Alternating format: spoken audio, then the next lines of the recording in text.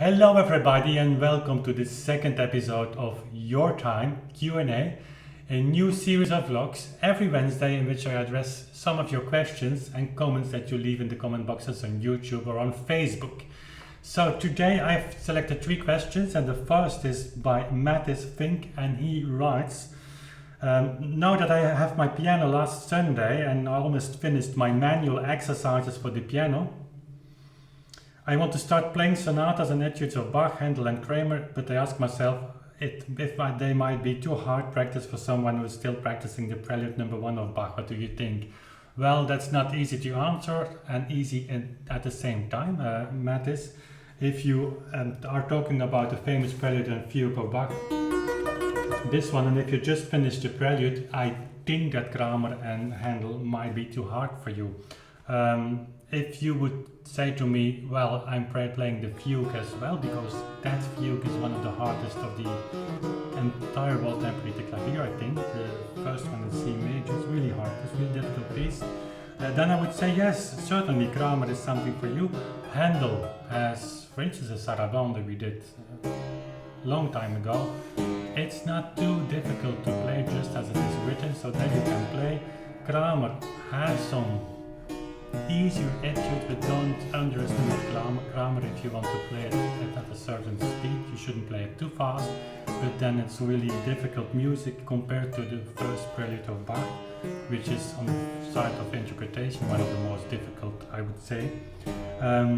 If you are playing the fugue or starting to play fugues of Bach, then you should dive into Kramer, and certainly the C major one is some piece that you want to play because it's a kind of guide to polyphonic playing. So don't play it too fast and just make sure that you play it in a way that your brain can follow the notes. That's the most important thing. Okay, then we move over to Alex Koblenz, and I must say we did last week, I did the live session on CPE Bach's Abschied. If you haven't seen it, you can check it out. It's on the internet. There's a new playlist called Live Sessions, and all the live sessions will be recorded. The ones that have a clear purpose will be recorded and will be put in that playlist. And afterwards, Anya was trying to say me, but I didn't read it on time. His comment, his asked question, wonderful explanation of the rondo. Any thoughts on Groothu's rondo in C major that he wrote in response to receiving Bach's clavichord? So you know that Bach wrote this Abschied from his clavichord that he sold or gave to Mr. Groothu's, and Groothu's in return wrote a rondo. And that's a good question because I forgot to say that it's on the list. Of course it's on the list. So I will be recording that rondo soon. Will be for the month of June, of July, I don't know the schedule in my head. So that's coming up, and it's nice music. It's worthwhile playing, and of course it should be played in response to the Abschied of CPE Bach. Okay, then we have a question by Vitarius that it would be interesting to hear Rameau on clavichord, Les Sauvages in particular, and I just printed that music out. And the French Baroque literature is really harpsichord music, as far as I know. So, and the differences in that, I never played that particular piece, but I just wanted to give you an impression how it sounds on the clavichord, and just sight reading.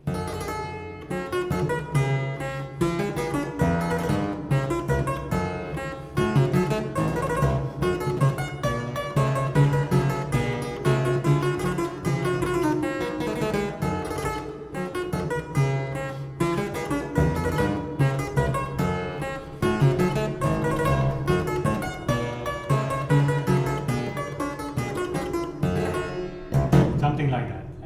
I don't think it should be played much faster. Of course, it's possible on a clavichord. You can play on the clavichord anything and of everything that's written also explicitly for the harpsichord. But you have some passages. First of all, you have much ornaments in French music. You have also many ornaments in Baroque music, in German, more German style Baroque music and classical music, of course, but there the ornaments are different. In French Baroque music, the ornamentation is really more structural, connected to the atmosphere, to the color of the piece, than it is in Bach or German or the Baroque music out of that area. So the clavichord being forced to play all those fast ornaments that are coming constantly, that's not working very well. It's possible, but it's much easier on the harpsichord. Other thing is technique. If you have passages like this, I put a link in or on screen of the score, in the left hand, I'm forced to play it like this, because if I go between the notes,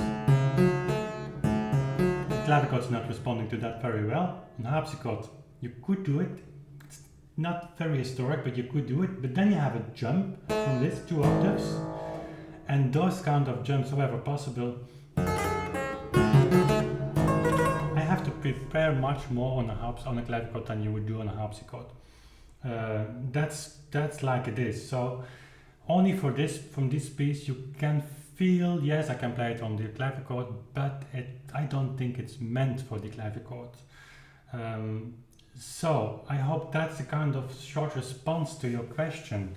So thank you for watching. If you have a question for me, don't hesitate, just ask. I read the comment boxes always. I try to reply also if I'm addressing this in this Q&A. Thank you for sharing these videos and for subscribing to the channel, and stay tuned because a lot of things will happen on the channel in the near future. Again, thank you for watching, and we see each other very soon. Okay, bye.